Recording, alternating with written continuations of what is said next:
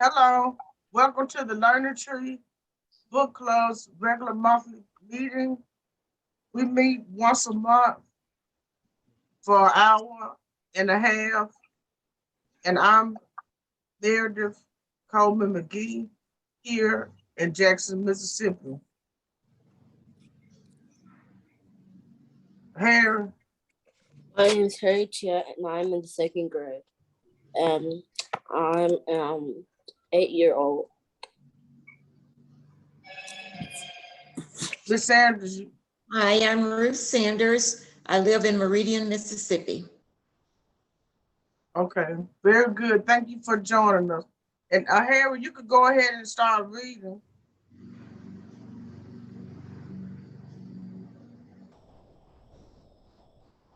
C is for clown.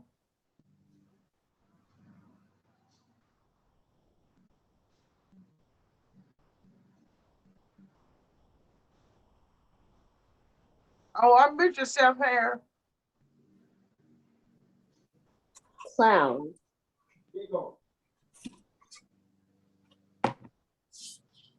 Clarence clown.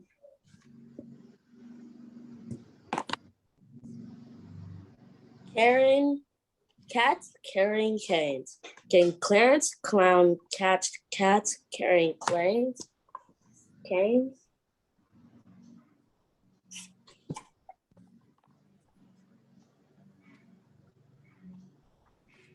Clarence clown catches cats carrying canes.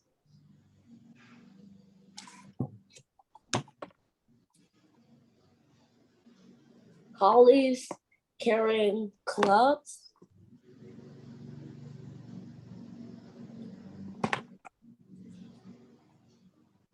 Cats carrying canes catch collies carrying clubs.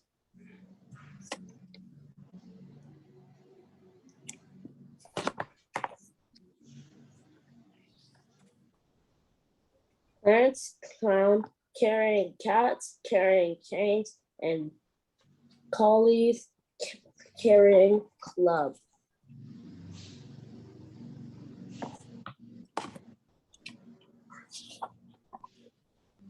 Cows carrying cake and candles.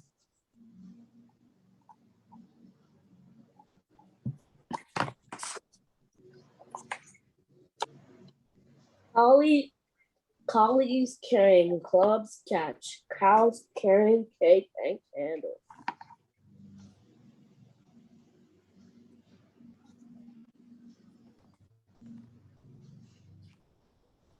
Can Clarence clown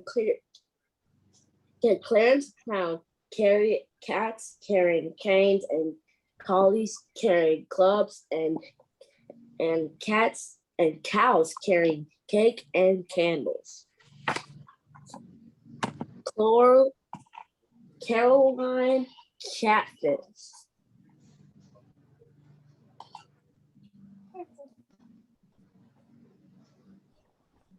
Cows carrying cakes and candles catch Coraline Catfish. Hello. Hey, Vicky, Harry's reading his book. What now? And Clarence, I can restart. I can start over if you want me to. I'm sorry, y'all. I can start over. Okay. Okay, I'm gonna start over. Okay. Clown. Can Clarence clown? Cats carrying canes. Can Clarence clown catch cats carrying canes? Clarence clown catches cats carrying canes. Collies carrying clubs. Cats carrying canes catch collies carrying clubs. Clarence clown carrying cats carrying canes and collies carrying clubs. Cows carrying cake and candles. collies carrying clubs, cows carrying cakes and candles.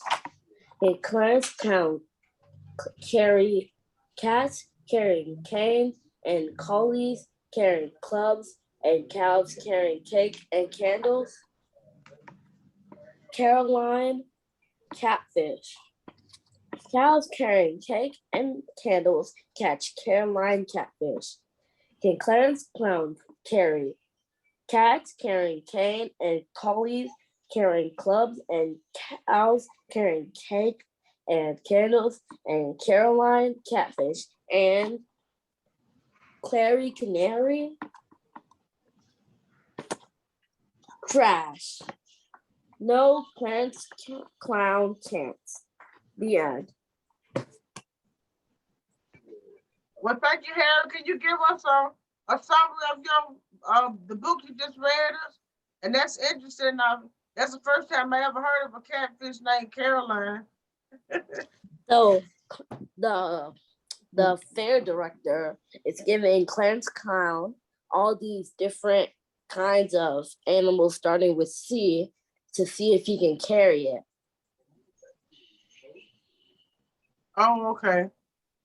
So it's a story about animals named with the letter C. Yeah, C. Oh, I see. C is for clown, and then it just keeps going. Okay.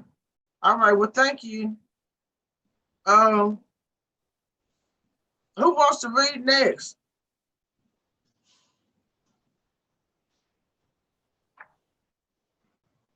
Well, I can continue reading Malcolm Little, the boy who grew up to become Malcolm X. And this is where I stopped last month.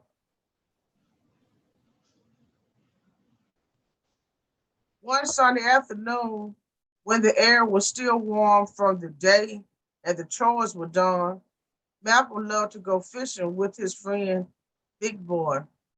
The two of them would stand over the stream like a pair of kings, surveying their empire.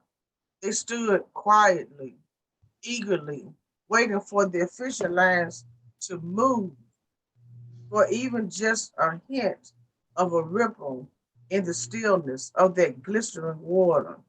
Sometimes they would stand there for hours, watching the stream as if nothing else mattered. They would stretch their heads and exchange looks that said, what could we possibly be doing wrong? Malcolm and Big Boy knew that if they wanted results, they were going to have to come up with a clever way of catching the fish. What were they not thinking of? Malcolm would scratch his head, squinting through the sunshine, and mule it over with Big Boy, both of them trying to come up with a better way to attract the fish. Then one day on the bridge, while their lines were still, Malcolm felt a rumble in his belly. The thought of the delicious supper that was waiting for him at home crept into his mind. Freshly baked biscuits, herb roasted chicken, a medley of steamed vegetables from the garden, and a homemade apple pie with churned vanilla ice cream. Malcolm imagined the aroma that would fill the little house at dusk, and then suddenly it hit him. They needed better bait, just like the aromas of dinner brought him and his siblings running to the table. Malcolm and Big Boy needed to lure the fish to come swimming to their lines. Their plastic earthworms obviously weren't cutting it. The next day, just before Malcolm cast his fishing rod into the stream, he pulled a handful of breadcrumbs from his pocket and hurried them into the water while they landed like raindrops. Soon enough, Tiny bubbles appeared around the crumbs, and just like the little children would come rushing to the dinner table each night, the fish swam around to see what treasures Malcolm, a big boy, had to offer. From that day on, the boys caught big, beautiful fish. But more important, Malcolm learned that observation and effort could combine to create desired results. I just love the author of this book and the lessons that they share. Um, so anybody that wants to read next can go ahead.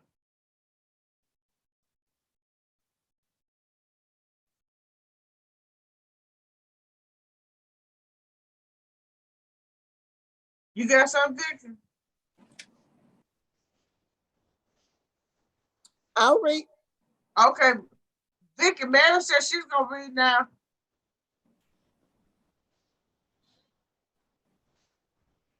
Vicky's on me. Vicky is on mute. Vicky, you on mute, but Mary said she could read next. Then you could go. Okay, she can go ahead. Okay. Okay. I'll read a portion of Crossing. This is Chitto, Bokchitto.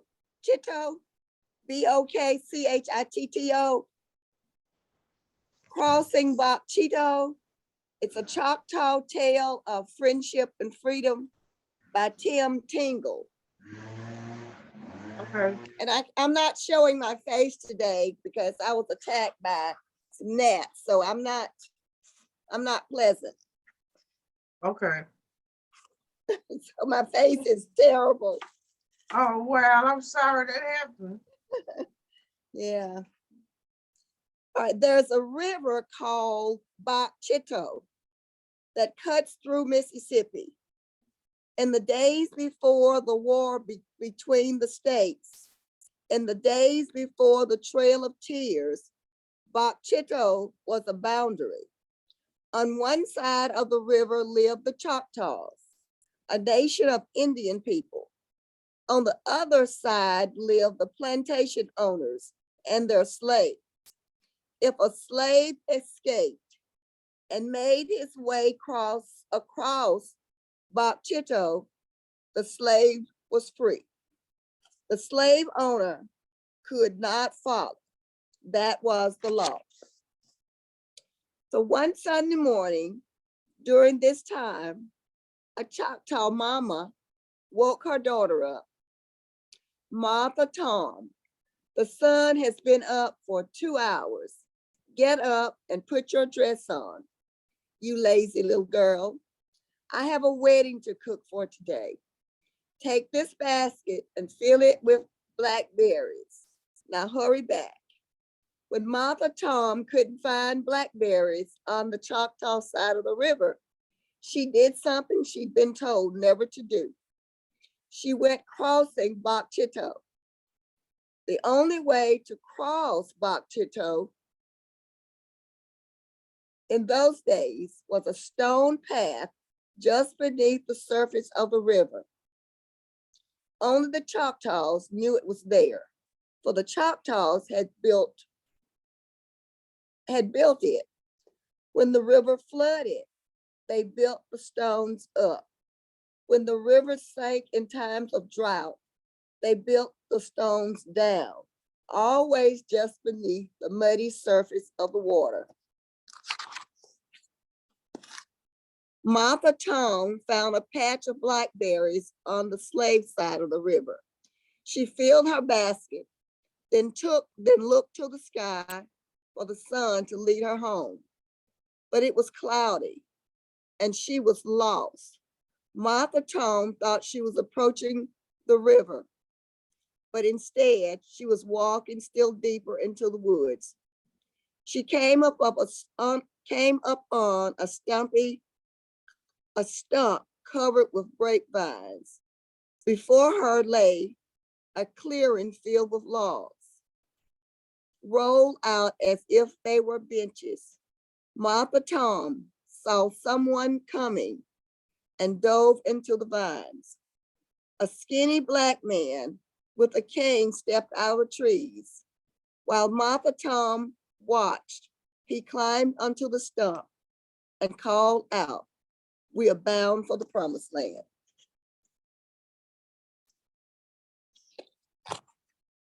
I'm going to read one more page and stop.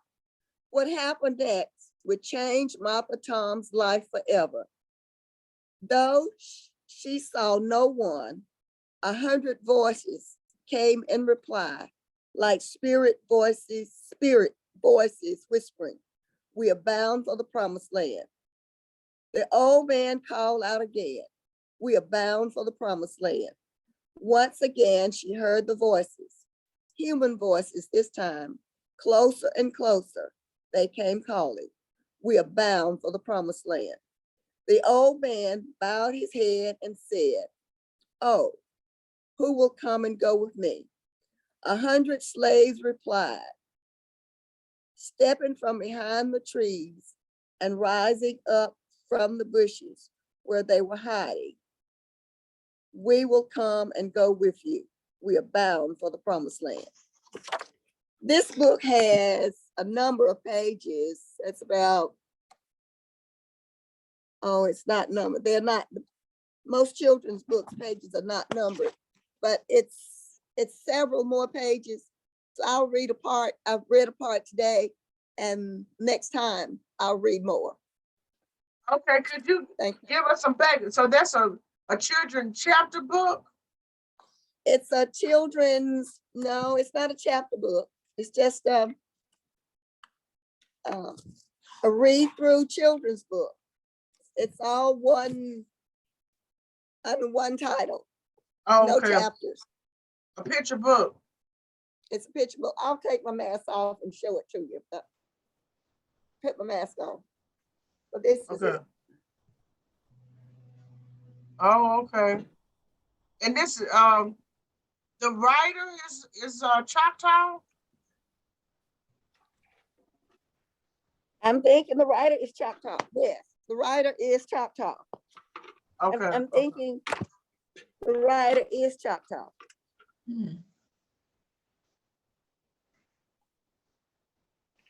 What's the Yeah, overall summary so- of what you just read?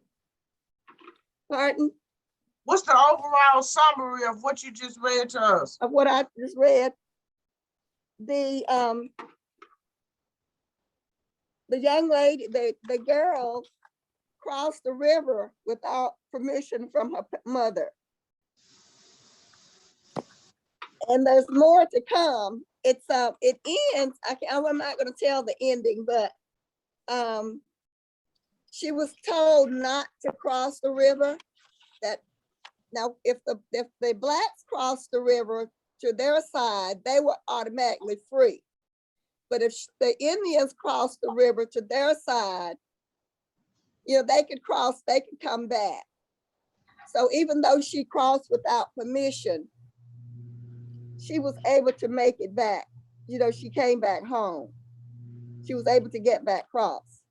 But something happens later in the book that's kind of mind-boggling. But I'll wait and read that portion of the book later. The name of this river is Choctaw River. Yeah. And on the side of it is a white settlement? No, the river divides the Choctaws and the blacks. The slaves live on the other side of the river, and the Choctaws live on one side. And if the slaves are able to cross the river to the Choctaw side, they are free. Okay.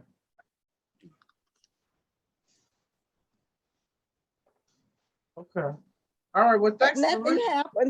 nothing happens to the Choctaws if they cross. They were just told not to cross. Okay, okay, Someone okay. gave me this book last week, and Oh, I've read it, yeah. but yeah, Oh, I've okay, read it, but I'm gonna read it again. okay. Okay, so, Vicky, you read it, and then, Miss Sanders, we have a new member with us. Her name is Ruth Sanders, and she's from Meridian, and she's the author of, two books, and she's also gonna be in the, Holiday Book Festival with us. Okay, Vicky.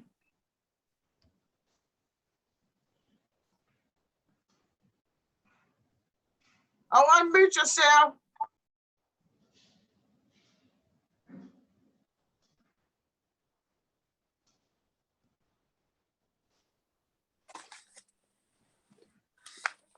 I just got this book called The Crossroads of Clarksdale. The claim to fame for Clarksdale is the home of the blues. In the first half of the 20th century, many men and a few women gathered there to develop the blues, a musical form, and consume it with pleasure.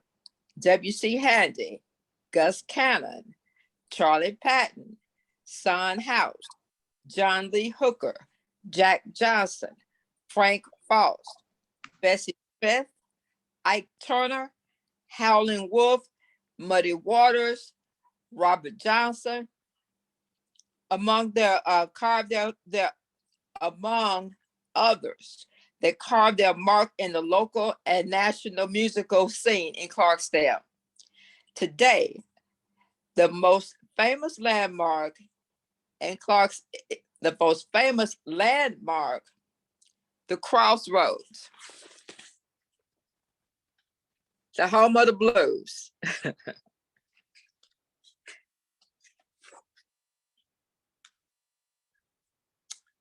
Let me see, where was I? Do you know the location of what they call the crosswords? I've seen it. I've seen it in movies. Yeah, I know the location of it. It's at the crossroads where Highway 49 intersects with Highway 61. That's why I say, and it's standing there when it say the crossroads. It's got a guitar on it, and it did say, and let me see what it. It says the crossroads, and it does say home of the blues. That's where it is, on the cross of Highway 49 and Highway 61. But what's that famous legend about the crossroads? And it's a blues legend that they say. Well, it was one guy, Robert Johnson, supposedly sold his soul to the devil to exchange, huh? Okay, now I remember seeing that in a movie or something. Yeah, Robert Johnson supposedly sold his soul to the devil in exchange for mastery of his music. It's proudly demarcated at the crossroads point.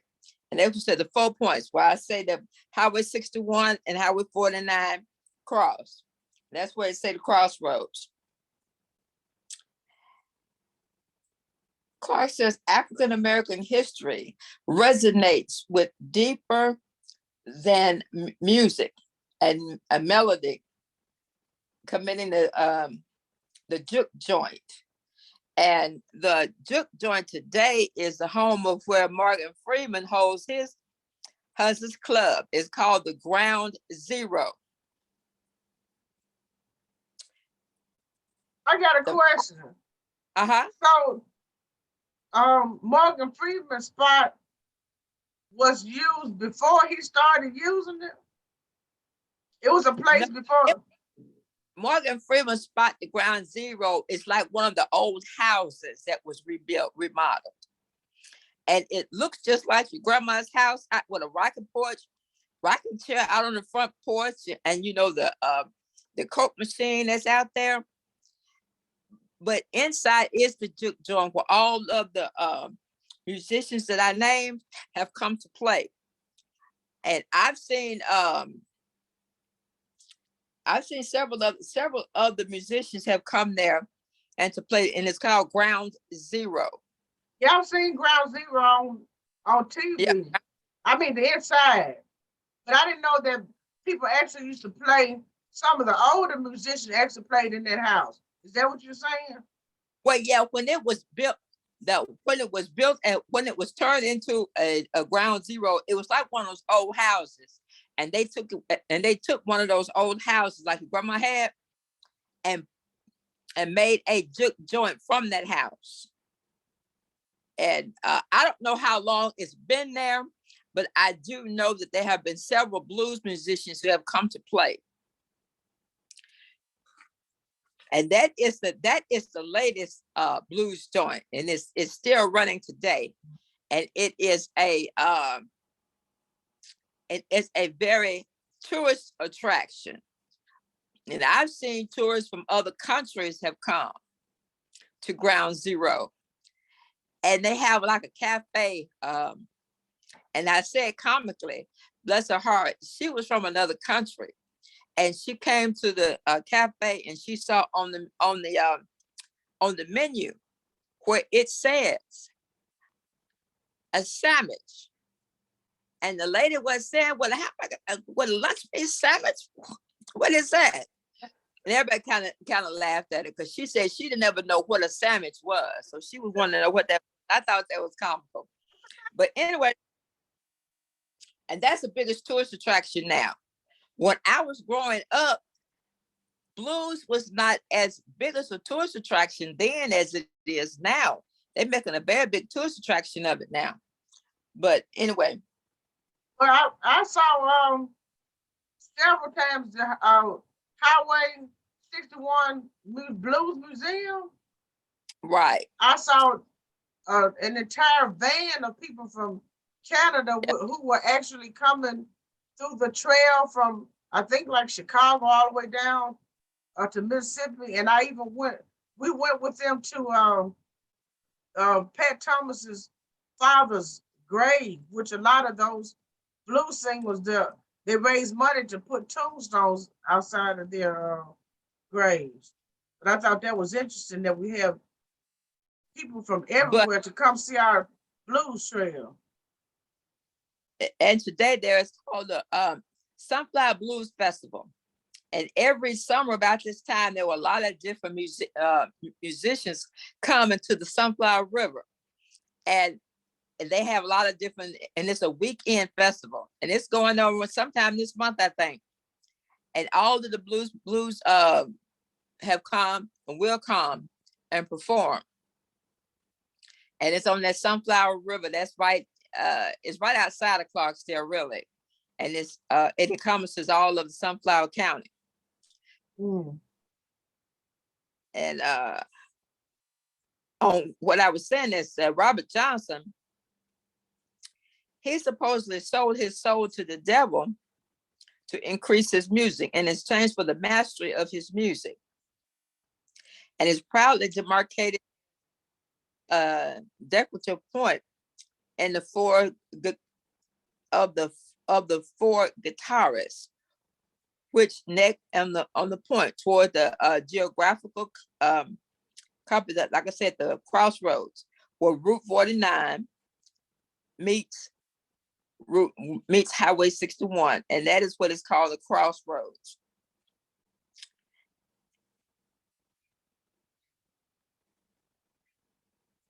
A fuller history of the African Americans in Clarksdale illustrates a community organizing the names of civil rights movements, chaos,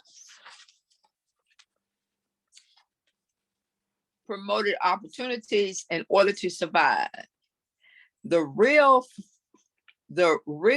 rather than the legendary crossroads existed in various planes across the time and places within the personal and sometimes the communal lives and metaphors.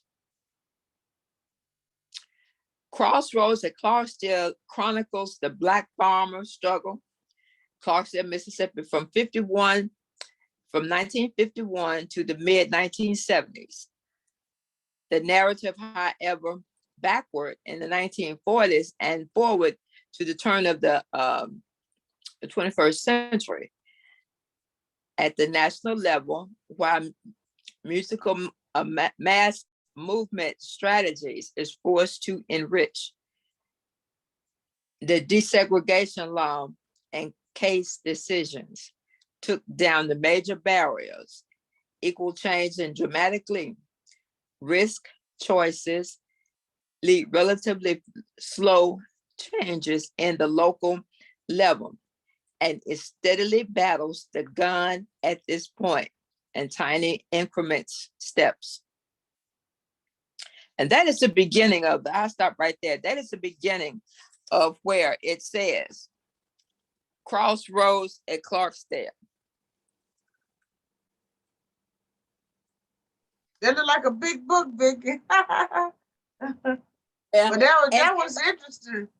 Yeah, and Huh? yeah, it's like I'll read some more, but you see where that is, where the guitar, that's the crossroads. Mm-hmm. And Yeah, like I I had never been. I have to go to your hometown and look that up. said, and strike my back. I live off the road as the, where it says crossroads. When you come down the highway, I live off that road. So Oh yeah, you live off that road. I heard that. yeah.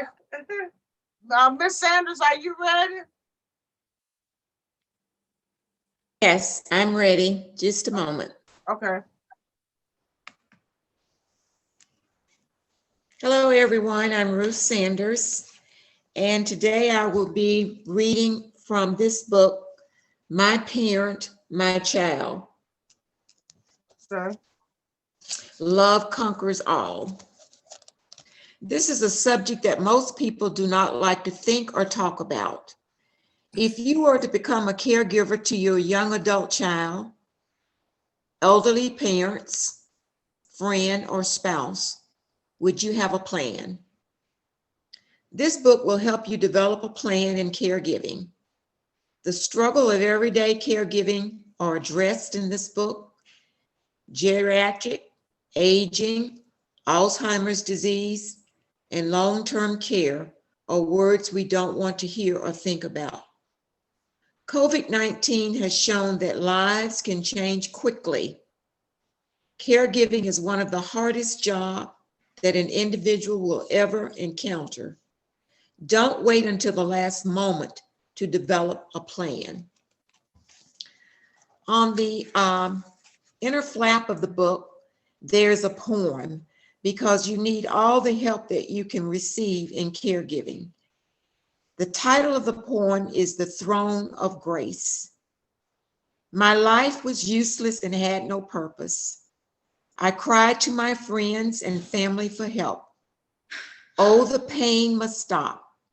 The inner pain was palpable and took my peace. Grace, that amazing grace came and broke the chains. Grace, that gift was there all the time. Grace that was given by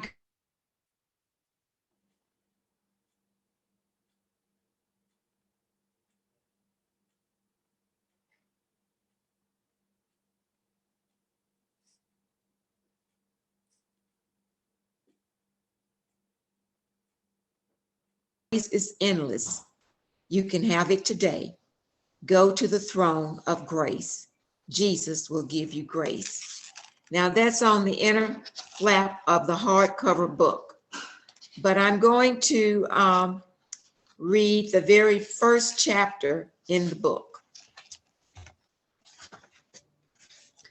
The first chapter is Life is a Journey. We know that the journey begins at birth and ends with death. The question is, what do we do with the time that we are given?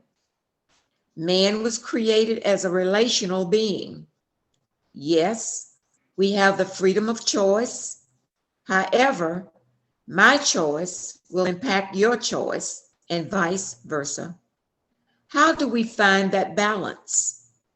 This book will provide some practical information that will help each of us navigate the journey of life. This poem will provide some food for thought. Life is a journey, family and friends. We did not ask to take this journey. It was given to us by a higher power. He is known by many names. The greatest name is Kinsman Redeemer. Coming through the birth canal into the bright lights was the beginning of that journey. Not all make this journey. Many obstacles can be encountered along the way.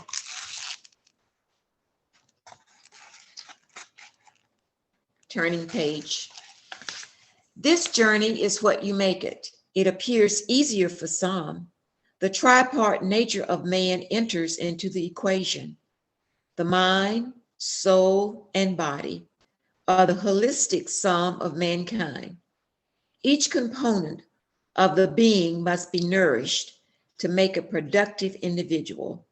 For every season, there's a time, and there's a time for everything. One day this journey will be over. Will you leave a marker? And then it goes into talking about life, the different seasons of life, and society. And that's all I'll read to you for now. Okay, thank you for that. So this is considered a self-help book, or It's a resource book. It's really what it is, about the journey of being a caregiver. And at any time in our lives, we can actually become a caregiver. Most people think you have to be old, but you really do not. You can actually be involved in a accident, and someone will have to become your caregiver, and you become the care recipient. So Rosalind Carter, the former First Lady, Jimmy Carter's wife, made a profound statement many, many years ago. Many people do not know that she was a caregiver to her grandparents, her grandmother. And she said that there are 4 kinds of people when it comes to caregiving. You are a current caregiver, future caregiver, past caregiver, or someone will care for you. So that is what a complete circle. And May, every May is considered Older American Month. Many people don't know that. And the theme for this year is Age My Way. But you don't wait until you get old to begin to age. Actually, the moment that we're born, we're on a path to becoming older. So it's to answer your question, it is a resource book that will help caregivers and care recipients navigate the journey. well, thank you. I appreciate those points. Does anybody else have any questions or comments?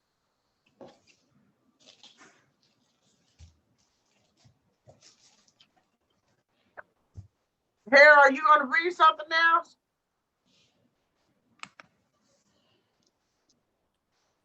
Well, I'll continue with No, ma'am. No, ma'am. Okay. I'm sorry. I'll continue with Malcolm Little, the boy who grew up to become Malcolm X. Without his parents, wait a minute. When it rains, it pours. Malcolm was heard his mother say. Now he understood exactly what she meant. When Lois was taken away, the little children became wards of the state. All the brothers and sisters were separated. Fortunately, Earl and Louise's good friends welcomed the children with open arms. Without their parents' guidance, Malcolm became disobedient and required the structure of reform school. But due to his academic adaptness, he was eventually enrolled in Mason Junior High School. When he arrived, he was the only student of color. Malcolm felt like a fish out of water. His brothers and sisters were gone. He missed the sound of his mother's voice. He longed for the passionate speeches his father gave about the teachings of Marcus Garvey. He yearned to hear the gifted orator inspire people to care about history, justice, and equal rights for all mankind. As the only African American student in his new school, Malcolm would have to blaze his own path toward discovering remaining truths of his own identity. Malcolm tried to cheer himself up. He would conjure up the sweet and satisfying crunch of his mother's oatmeal cookies after a long day at school, and the fanatic clucking of the chickens the little family raised and sold, which also sounded like they were arguing. Now the memory of their squabbling provided music to his ears. He thought of how funny Big Boy looked with his pants legs rolled up, sweat pouring down his cheeks like his own private rain shower. Malcolm desperately missed the lively world of laughter and love that he had grown up with. He thought of his siblings, Wilford, Hilda, Filbert, Reginald, Devon, Wesley, and his newest brother, Robert.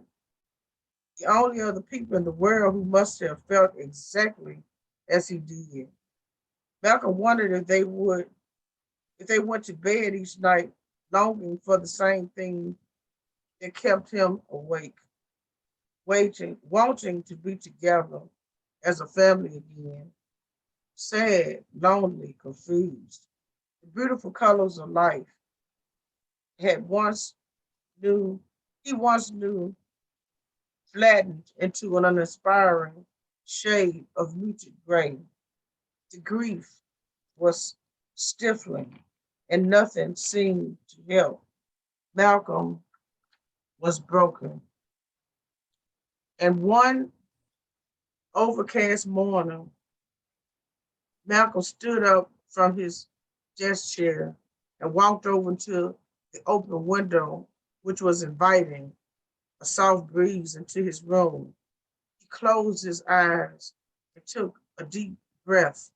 And when he opened his eyes again, he saw something that he would never forget, hanging delicately from a small twig on a giant evergreen tree was a cocoon, something Lois had shown him one day in the garden. You see, that particular little thing, Malcolm, well, it's actually a casting spoon of silk, a protective covering for the creature that lives inside until it's mature enough to fly out into the world. And just then, with one tiny wing at a time, a magnificent butterfly came half fluttering, half stumbling out. It was in flight for the very first time, set free from its home, alone, and finally face to face with the entire universe. When Malcolm saw the butterfly, that familiar symbol of freedom and transformation, he remembered who he was and where he came from. He remembered his own cocoon, the safe haven where lessons and values came like nourishment each day.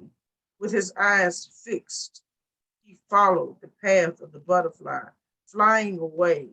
At last it seemed uncertain, perhaps confused by its new life outside of the safe little shell. But in time, it began to take flight, soaring through the world around it, bringing joy and color everywhere. There's Malcolm at the windowsill. There's that butterfly. The soaring butterfly gently opened Malcolm's heart to feel joy again. Standing there on his own 2 feet, he felt his roots reaching down into the earth, gripping the soil and providing the strength he needed to awaken the dormant parts of his identity. He would use the sharpness of his mind to overcome the heaviness of his heart. He would replace sadness with smarts and hardship with hard work at school. And just like the butterfly, Malcolm was ready to soar, but his resolve was soon tested.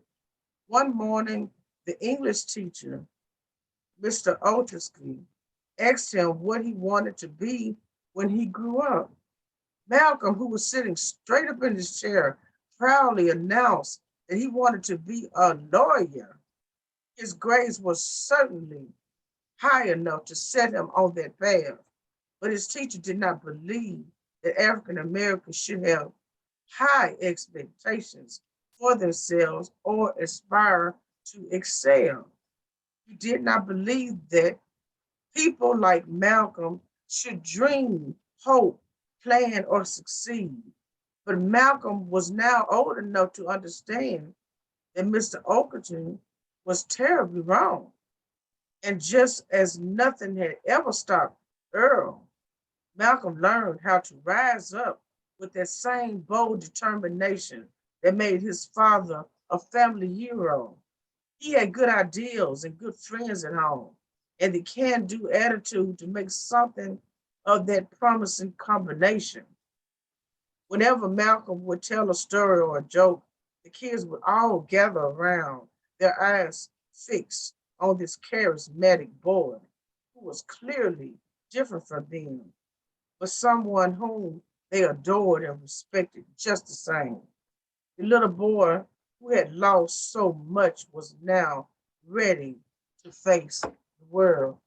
And that's Malcolm and his teacher. I'm gonna read one more page. And then one day something extraordinary happened. Malcolm Little, the boy who was raised on the vision of freedom and justice, was elected class president by the students in his seventh grade class. When they looked at Malcolm, they no longer saw a mournful child lost in the world. Now they saw a smart disciple, Charlotte Winter. They voted for a leader who believed in equality and who radiated optimism. The open-minded symbolized hope for generations to come. That's a picture of Malcolm with his fears. And I'm gonna stop from now. And anybody else can read next.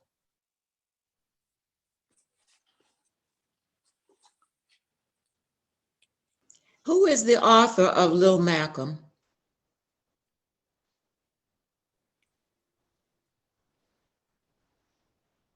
Daughter,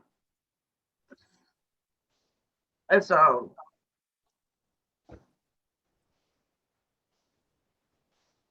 don't want to mess up pronunciation.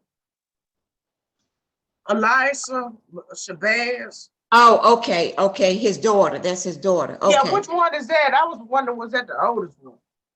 I think that is the oldest one. Because the baby girl, I bought her memoir growing up X. She came to Jackson State about 5 years, a very good memoir. Okay. But this book is just beautifully written, so many lessons. Is it on Amazon? Yes. Oh, okay. Malcolm Little. Malcolm Little. Okay.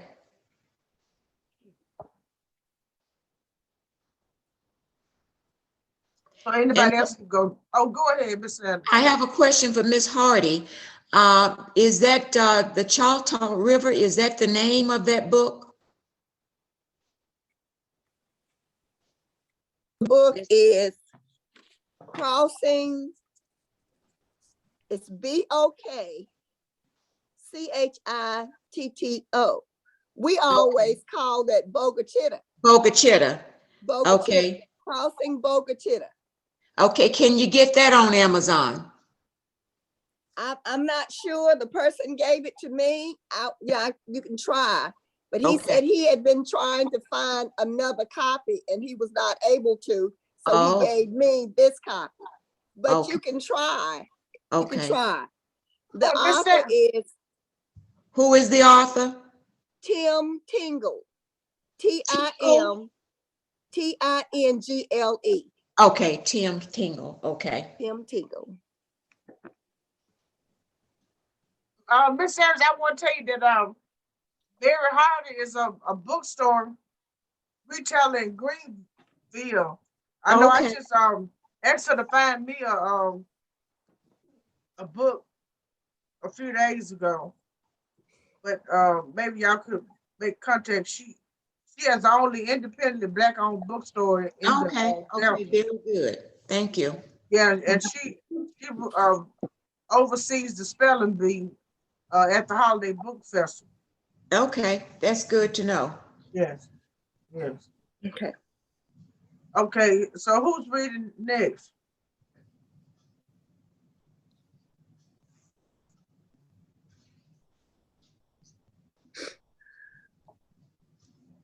Well, I have one more page. I can finish that. Malcolm may have lost his family, but he never lost the values for which the little family stood. And for the rest of his life, whenever doubt, sadness, fear, or pain would come creeping into his thoughts, he would firmly hold on to one constant force that always gave true meaning to his family life, love. And that's the end. And if I have time, I'll read the author's note. But that was the end of the book, so anybody else can go next.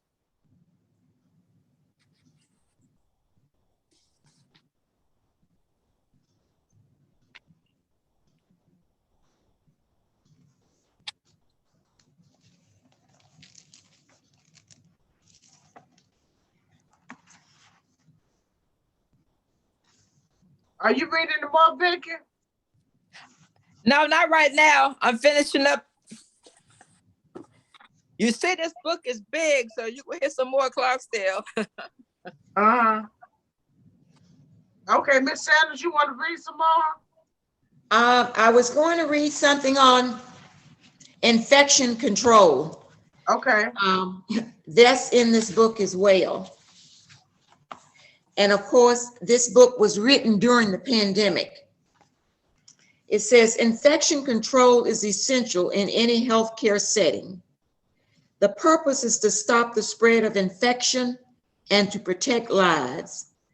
We know that infection control is vital, important in hospitals, ambulatory care, schools, long-term care facilities, clinics, dental offices, and so on. However, many do not think about or know that infection control consists of standard precautions and transmission-based precaution. Standard precaution is used for all patients. This precaution is based on risk assessment and make use of common sense practice and personal protective equipment. The Center for Disease Control and Prevention, National Center for Emerging and Zoonotic Infections Disease. Promotion, transmission-based precautions are used in addition to standard precaution for patients with known or suspected infections. Laundry is essential in the control of infection in the assisted living and long-term care settings. And I'll interject right there. That's why so many people in nursing homes died during the pandemic.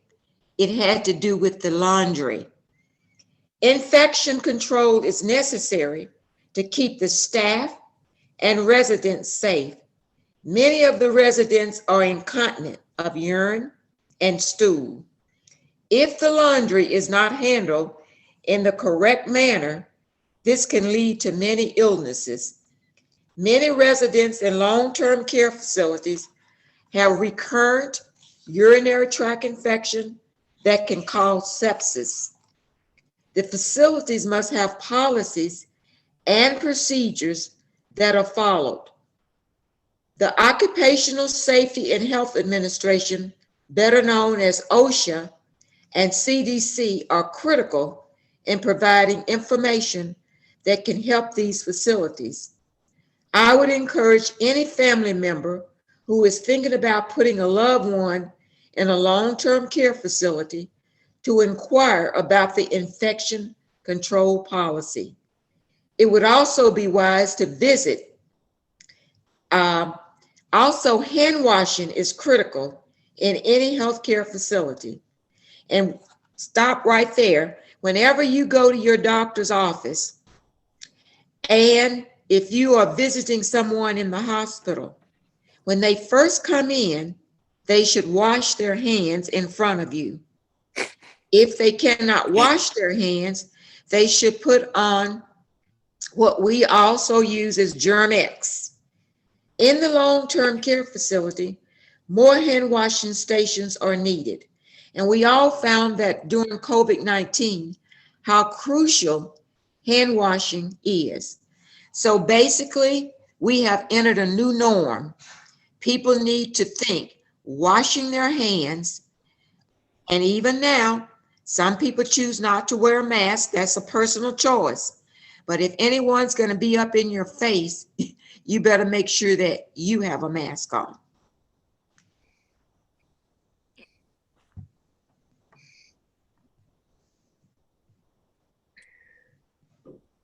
Thank you. And we definitely need to wash our hands often. Okay, so Mary, did you have something else to read? Or anybody have any questions for Sandra? I have a question for Harry. Is Harry still on? Yes, ma'am. Okay. Harry, when did you write your book and what made you decide to write it? I read the book. Oh, you read the book. Was it written by a younger person or an older person, or do you know? It was written an older person. An older person? Okay.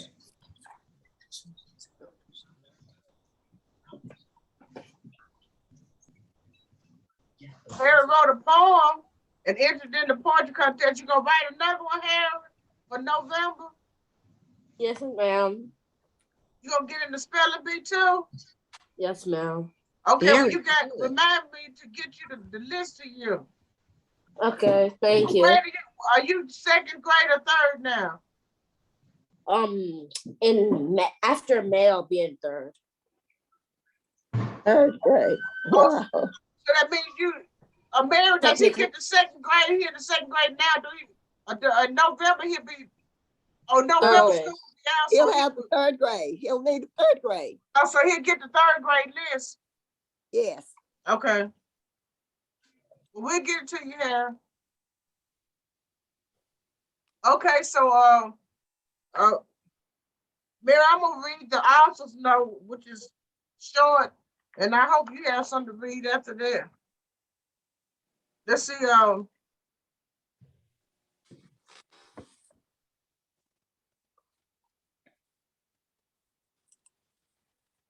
I wrote this book for two reasons: to encourage young readers to access the transformational power within, as exemplified by the early childhood of my father, and to pay homage to my grandparents, Earl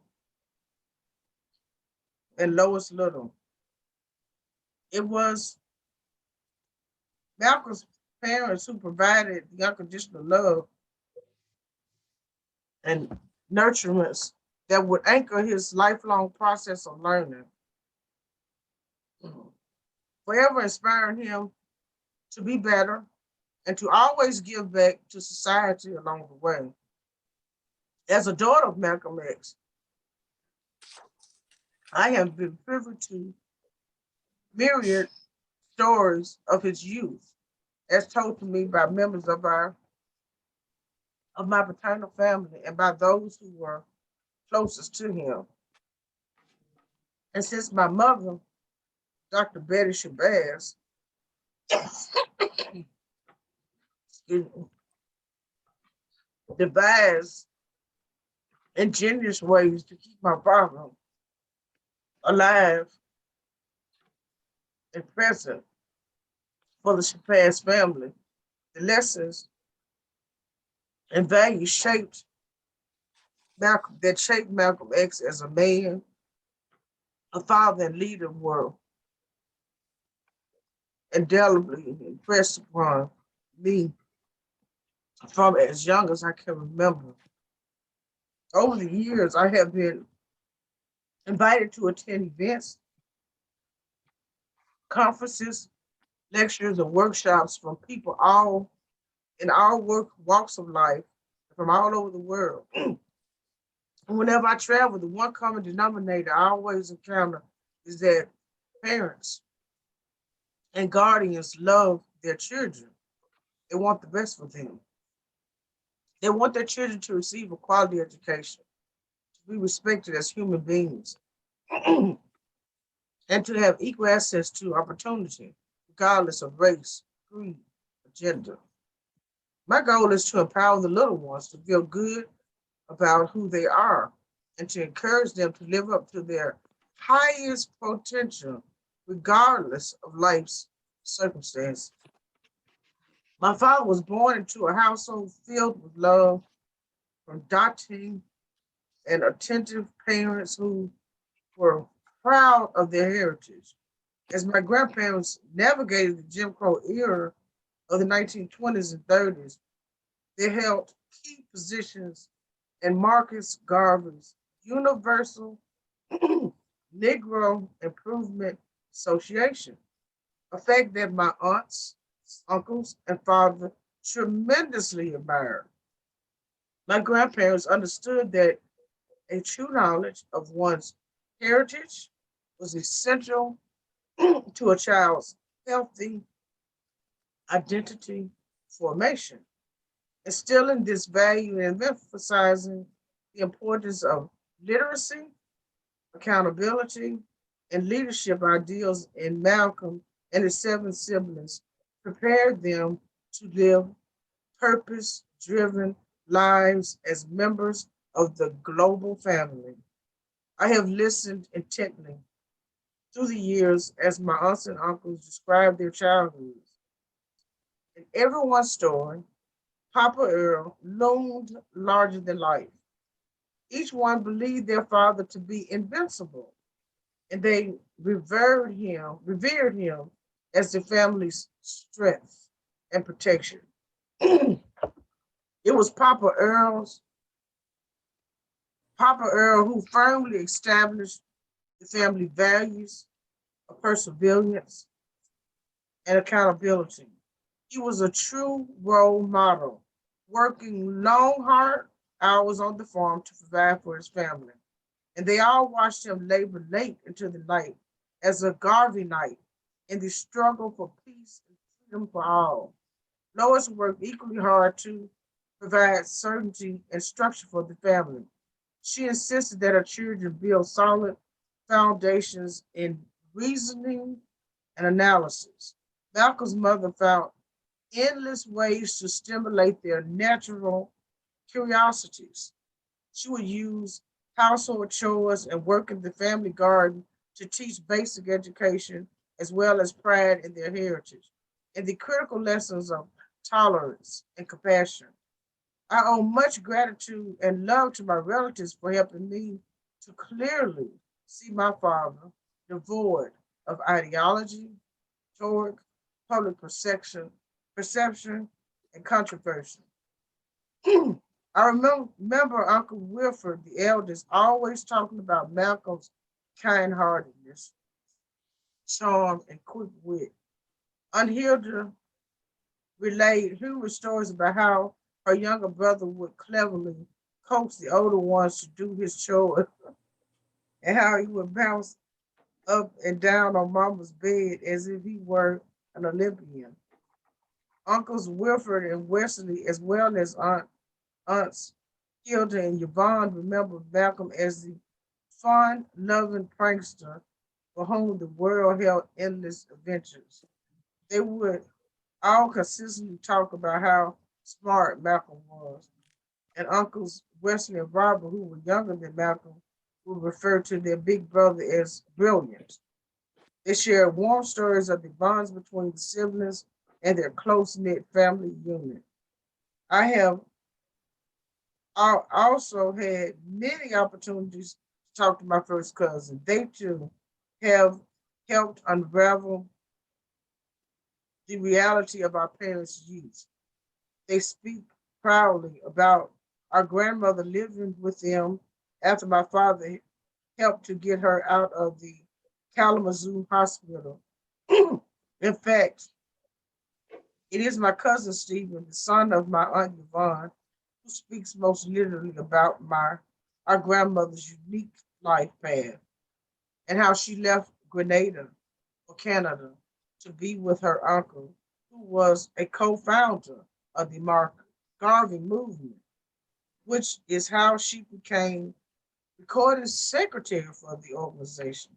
My cousins, Deborah and Cheryl, daughters of Aunt Yvonne and Uncle Robert, respectively, shared many photos and stories about their parents and our grandparents, as did my second generation cousins, Little Shay and Shahara, Little Brown, the grandchildren of Aunt Yvonne, who grew up in close proximity to Lois and lived with Aunt Yvonne for the remainder of her life, well until the 1980s. My five sisters, Atala, Quabala, Gamala, Malika, Malake, and I have revered in the stories of our parents' youth to sustain us. Given this vivid cachet of memories and stories, the dialogue in this book reflects how our imagined conversations would have gone based on what family my family knew of Malcolm and Lois's personalities. I would like to thank my cousin Rondell Collins, who conducted extensive research for his book, Seven Child, a family member of Malcolm X, and for the countless personal discussions we have shared. I also gained insight and inspiration from the autobiography of Malcolm X, Made It Plain, and from the many letters written by my father, which are currently archived at the Schomburg Center for Research in Black Culture in the New York Public Library.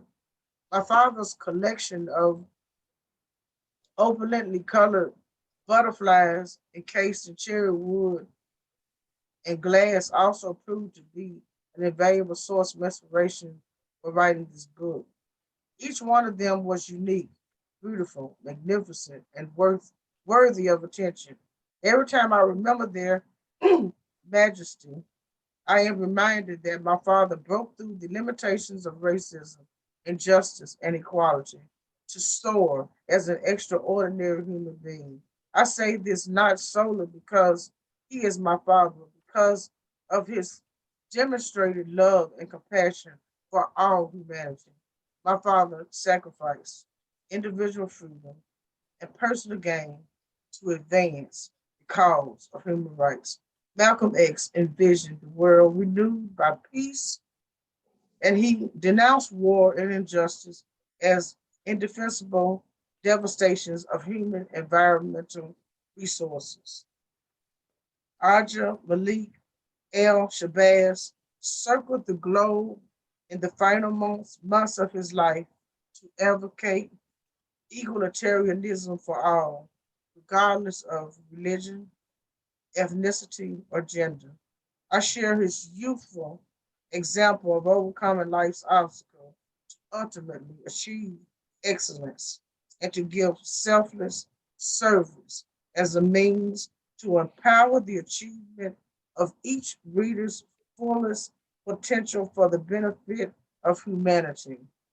I believe the universal message of my father's life story will resonate with all children because it says, "This is who I am. I am loved." Wow, that's so powerful. I finally finished this book. I've read this book for months. And I'm only doing the club meeting because 5 minutes a piece. But this was just a great, so many lessons in this book. I enjoyed it myself, and I'm an adult. It was great. Okay, so Mary, you got something else? I'll read. Okay. I'll read two short poems from Elois Greenfield's book, Honey, I Love. And then Okay. I want to read the announcement about the Mayfest. Is that okay? Yes, yes. Okay, so I'll read these two short poems and then the May Book Fest announcement. Okay. Okay, so the first short poem is entitled Themes. Went to the corner, walked in the store, bought me some candy. Ain't got it no more. Ain't got it no more. Went to the beach, played on the shore, built me a sand house. Ain't got it no more. Ain't got it no more. Went to the kitchen, lay down on the floor, made me a poem. Still got it. Still got it. You get it? Yes. Okay. That's a nice poem. All right. So the second one is love don't mean. Love don't mean all that kissing like on television. Love means daddy saying keep your mama company till I get back and me doing it. I love a lot of things, a whole lot of things.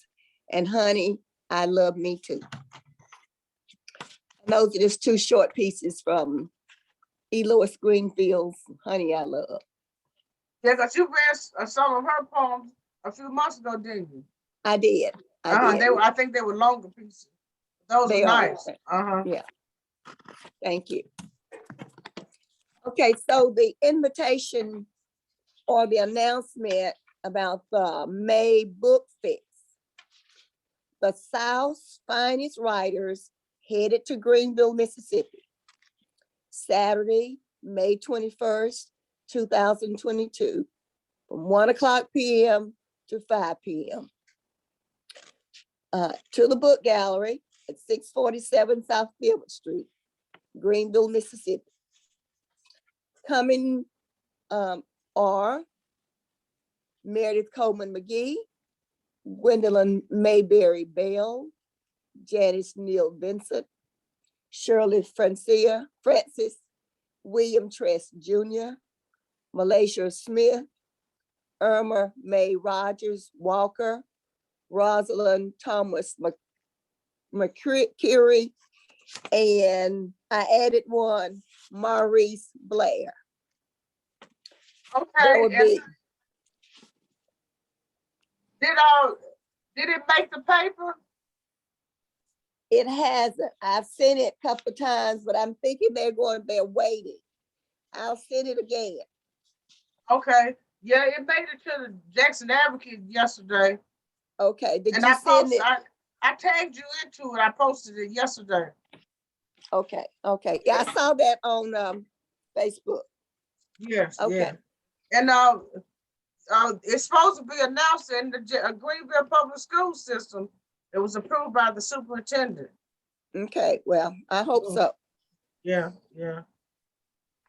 All right, so available, there will be children books, self-help memoirs, biographies, poetry, novellas, novels, Christian, young adult fiction, and historic fiction. There will also be added books, book gifts, mystery. It will be a mystery prize of dollars. We encourage you to read. Intellect matters and you matter. So And come to Greenville on Saturday, May 21st from 1 to 5. We look forward to seeing you. amen. Yeah, everybody is so excited and looking forward to it. But actually, I mean, I can't even emphasize it enough. And you just said it. There are going to be so many types of books, just a variety of children coloring and activity books. Then children chapter books, young adult books, fiction, historic fiction, murder mysteries, just all kinds of memoirs, biographies, self-help, poetry, short stories. I mean, and nobody would be able to come there and not find some books that they want. Plus, Miss Mary has a ton, thousands of books in her physically on the shelves in the book gallery. So it's, if you love books, or if you want to buy something for any of the children in your family, high school, elementary, middle, high school, college, it's that's the place to be. May the 21st, 2022, at the book gallery. That's downtown Greenville, right? Well, near downtown Greenville, yes. Theobald and Yes. Clay Street. Talbot, does it run the same way as Main Street? One block from Main Street? Yes, yeah. That's what I thought. Theobald intersects Main Street. Oh, it intersects with Main Street. Yes, Okay. It runs Crossing. parallel with Wood Street. 82. Oh, it runs parallel with 82, Highway 82. Yes. Okay. And we are expecting to have music and food. So we're working on that. I have the musician, yeah. So we'll have some music to accompany the books. Wow. Well, that's fabulous. Well, okay, so I guess that if anybody else wants, we only have a few minutes left. If anybody else wants to read anything, let me know now before we end the meeting.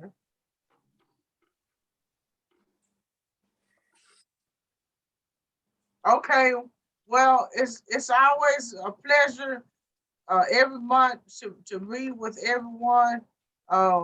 Thank you all for coming. And Miss Ruth Sanders, you are now officially a member of the Learning Tree Book Club. We never let anybody leave. Well, thank you. Yeah, a visit is enough for us. We love to read. Yeah. Okay, so I see you guys. I'll see some of you the real soon, and the rest of you, I'll see you the first Saturday of next month. And happy reading in between that time. And you all have a wonderful, fabulous, fantastic rest of your Saturday. Look at Thank you. Happy Mother's Day. Yeah, happy Thank Mother's Day to everyone. Thank you. Yes. Same And to my you mother's in there. Okay, All well, right. good. Tell her hello. I sure will. I tell her you said hello. Okay. All right. Bye-bye. All right. Bye-bye. Bye-bye.